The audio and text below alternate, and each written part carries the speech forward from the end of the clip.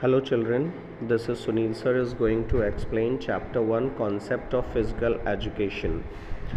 Here we understand the meaning of physical education.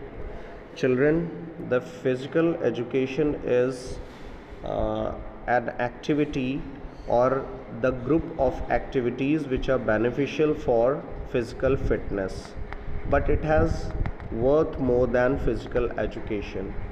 We can say that physical education is not only beneficial for our physical fitness, but also it has psychological and social benefits also.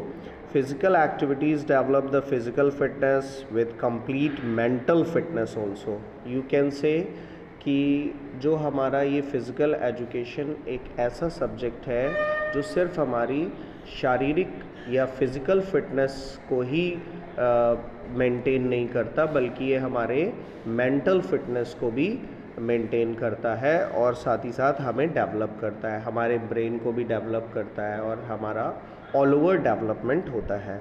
तो physical education एक broad subject है जिसमें हमें बहुत सारी चीज़ों को समझना है, जानना है और उन्हें पढ़ना है।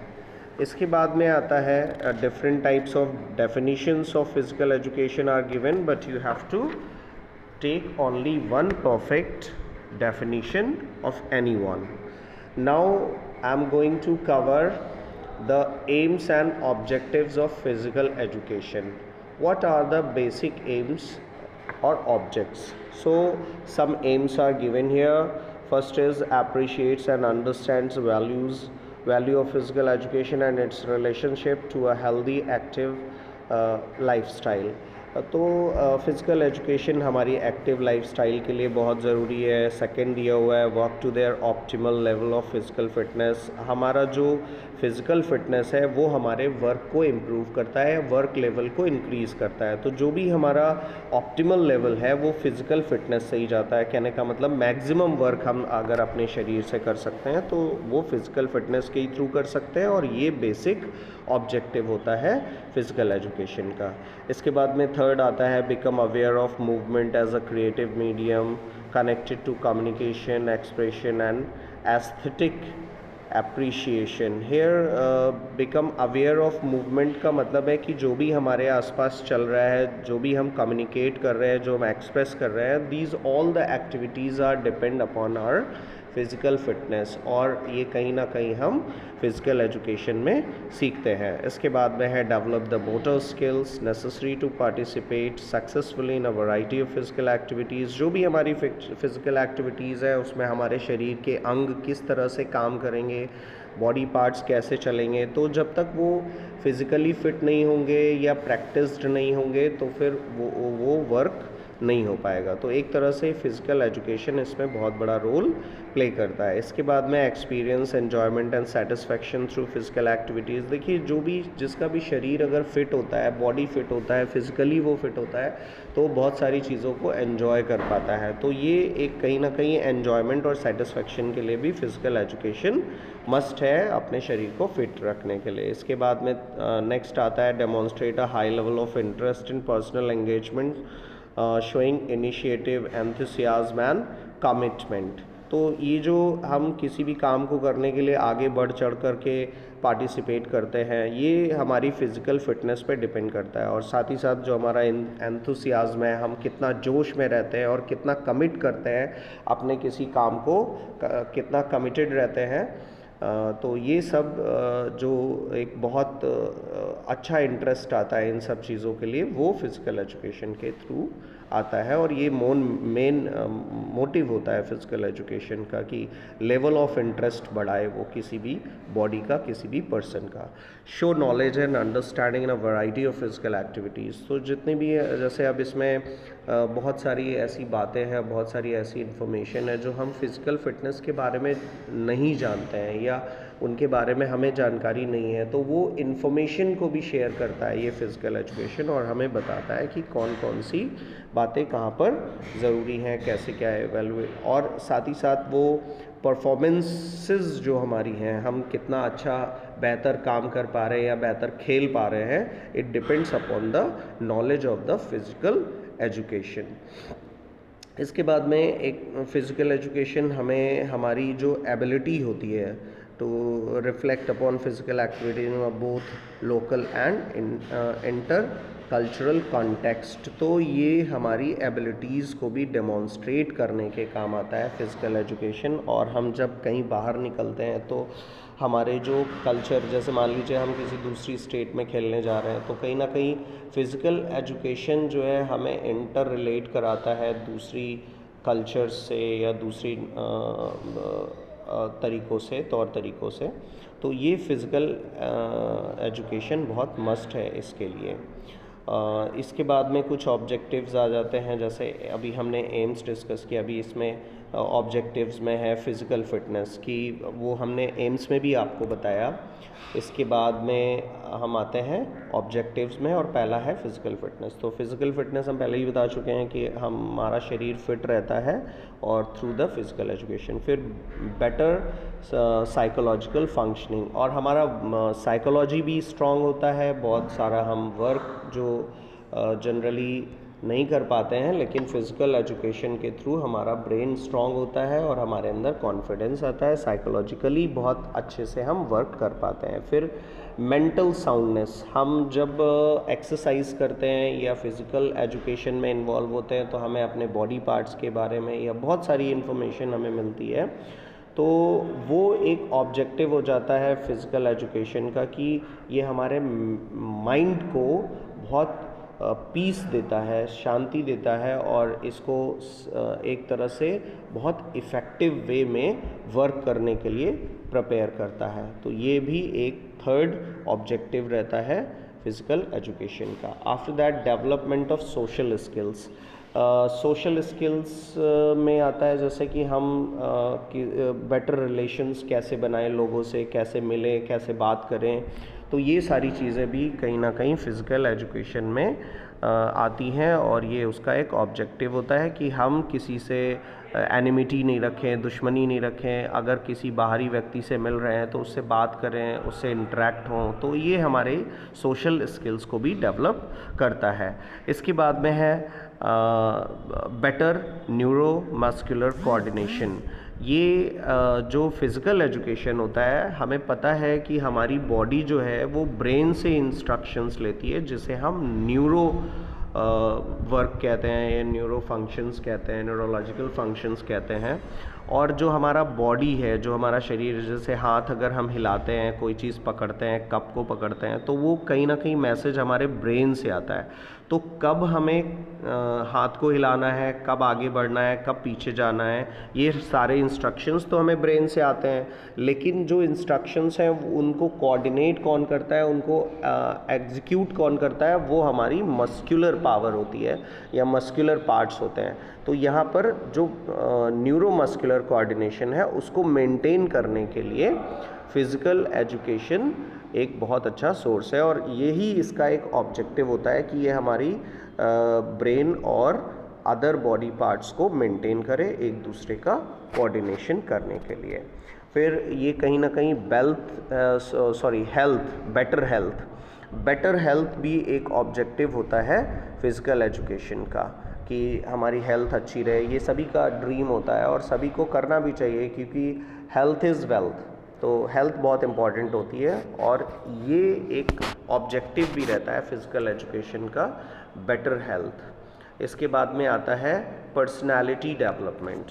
कहीं ना कहीं फ़िज़िकल एजुकेशन हमारी पर्सनालिटी को भी डेवलप करता है, क्योंकि हमारे अंदर कॉन्फिडेंस को डेवलप करने का बहुत बड़ा काम ये फ़िज़िकल एजुकेशन करता है, और इससे हमारी बॉडी फिट रहती है और साथ ही साथ हमारा जो पर्सनालिटी है वो फिट रहती है और लेवल हाई रहता है। इसके अलावा इमोशनल डेवलपमेंट का यहाँ पर अगर हम देखें, इसमें क्या लिखा हुआ है, physical education has also the motive to take the person emotionally strong also. Sometime it has seen that a person is unable to control his emotion and this is ultimate harmful for the person. अगर हम यहाँ पर emotions की बात करें तो basically ये कहते हैं कि लाइफ में हार और जीत दोनों होते हैं, लेकिन कई बार हम अपने इमोशंस को कंट्रोल नहीं कर पाते और हम डिफ़ीट को नहीं एक्सेप्ट कर पाते हैं। तो ये भी कहीं ना कहीं हमारे इमोशनल डेवलपमेंट को इमोशनल डेवलपमेंट करता है ये फ़िज़िकल एजुकेशन, और हमें इन सारी चीज़ों में कहीं ना कहीं एडजस्ट करता है। इसमें लिखा हुआ है there are a lot of emotions in the life of person such as joy, hope, envy, hate, anger, fear, distress and all others. Some of these emotions are controllable and some of them are not, but the physical education helps to person to adjust in the society and to deal with other in well manners। तो यहाँ पर ये सारे जितने भी दिए हुए हैं इमोशंस, उनको मैनेज करने में, उनको कंट्रोल करने में फिज़िकल एजुकेशन हेल्प करता है। इसके बाद में जो हमारा टॉपिक है, नेक्स्ट टॉपिक हमारा है, वो है need and importance of physical education. अब यहाँ पर फिज़िकल एजुकेशन की हमें क्या ज़रूरत है, हमें क्यों फ़िज़िकल एजुकेशन पढ़नी चाहिए, या उसकी इम्पोर्टेंस क्या है, तो ये सारा भी इसमें डिस्कस किया गया है। तो इसमें अगर हम देखें तो नीचे से आएंगे और देखेंगे यहाँ पर importance of physical education, complete body fitness. जो फिज़िकल एजुकेशन है वो बॉडी को फिट रखने के लिए बहुत काम आता है। एक तरह से अगर हम देखें तो बार बार वही बातें रिपीट हो रही हैं, कहीं ना कहीं हमारी फ़िज़िकल स्किल्स को, हेल्दी लाइफस्टाइल है, मेंटल साउंडनेस है, मतलब एक तरह से जो आपने पीछे ऑब्जेक्टिव्स पढ़े हैं वही हमारी इम्पोर्टेंस में काउंट हो जाते हैं। अगर आप इनको एक बार पढ़ लेंगे तो मुझे लगता है आपकी समझ में आसानी से आ जाएगा। आगे बढ़ते हैं, हमारा नेक्स्ट टॉपिक है misconception about physical education and its relevance in interdisciplinary context। तो यहाँ पर मिसकंसेप्शन का मतलब क्या है कि बहुत सारे लोग ऐसे हैं जो गलत भावना रखते हैं, गलत बात समझते हैं, वो उनको गलत फील आता है फ़िज़िकल एजुकेशन के बारे में। जैसे कि इसमें कुछ मिसकंसेप्शंस दिए हुए हैं कि रिलैक्सिंग टाइम, पहला दिया हुआ है कौन सा, रिलैक्सिंग टाइम। इसका मतलब ये है कि लोग समझते हैं कि फ़िज़िकल एजुकेशन जो है वो सिर्फ टाइम को रिलैक्स करने के लिए यूज़ होता है। मतलब एक तरह से टाइम कहीं ना कहीं वेस्ट करने की बात हो रही है कि बहुत ज़्यादा हमारे लिए ये वैल्यूएबल नहीं है। और आगे इसमें देखिए एक लाइन लिखा हुआ है, it has no academic value, it has no academic value यहाँ पर लिखा हुआ है। तो ऐसा नहीं है, ये एकेडमिक वैल्यू है और ये बहुत इम्पॉर्टेंट है, लेकिन ये लोगों में एक तरह से गलत भावना है, गलत कॉन्सेप्शन है कि ये हमारे टाइम को सिर्फ रिलैक्स करता है, ये बहुत हमारे लिए मतलब एक तरह से करियर के लिए बेनिफिशियल नहीं है, ऐसा गलत है। फिर आता है वेस्टेज ऑफ मनी, ये कह रहा है कि ये पैसे को ख़राब करता है, कहीं ना कहीं इसमें पैसा हम खर्च करते हैं और उसका कोई यूज़ नहीं होता है, जबकि ये गलत है। कहीं ना कहीं फ़िज़िकल एजुकेशन पढ़ने के बाद हम बहुत सारी चीज़ों को बहुत बेहतर तरीके से समझ पाते हैं और उसको यूटिलाइज़ भी कर पाते हैं, और इसके लिए बहुत सारे आगे कैरियर्स भी हैं। इसके बाद हम इनडिसिप्लिन हो जाते हैं, ये तो बिल्कुल ही गलत कॉन्सेप्शन है, ये रॉन्ग कॉन्सेप्शन है, क्योंकि गेम्स या स्पोर्ट्स या फिज़िकल एजुकेशन हमें सबसे पहले डिसिप्लिन ही सिखाता है कि लाइफ में हमें कैसे डिसिप्लिन रहना है और किस तरह से हमें अपना सारा काम टाइम पे करना है, प्रैक्टिस टाइम पे करना है, अपने बॉडी पार्ट्स के लिए क्या क्या करना है, अपने फिज़िकल फिटनेस के लिए क्या करना है, ये सारा डिसिप्लिन्ड मैनर में ही होता है। तो ये बिल्कुल गलत कॉन्सेप्शन है। इसके बाद आते हैं लिमिटेड जॉब। ये लोग कहते हैं कि यहाँ पर करियर अपॉर्चुनिटीज़ बहुत कम होती हैं, लेकिन ऐसा नहीं है। आगे आप पढ़ेंगे कि इसमें बहुत सारी करियर अपॉर्चुनिटीज़ हैं और बिल्कुल भी ये wastage of money, wastage of time और लिमिटेड जॉब ऐसा कुछ भी इसमें नहीं है। फिर कहते हैं कि हम सोशली वीक हो जाते हैं, क्योंकि हम शायद गेम्स में इंगेज रहते हैं या इन सब एक्टिविटीज़ में इंगेज रहते हैं जिससे लोगों से मिलने मिलाने का टाइम नहीं मिलता है, या सोशल स्टेटस हमारा नहीं बन पाता। लोग कहते हैं अरे यार ये क्या फ़िज़िकल एजुकेशन पढ़ने के बाद क्या करेगा, तो ऐसा नहीं है। आजकल आप देख रहे होंगे गेम्स के थ्रू लोग बहुत अच्छे करियर्स में जाते हैं, बहुत कुछ अर्न करते हैं और एक रिस्पेक्टफुल पोजीशन मिलती है उनको सोसाइटी में, तो कहीं से भी हम सोसाइटी में वीक नहीं होते हैं। ये भी एक मिसकंसेप्शन है, गलत सोच है लोगों की।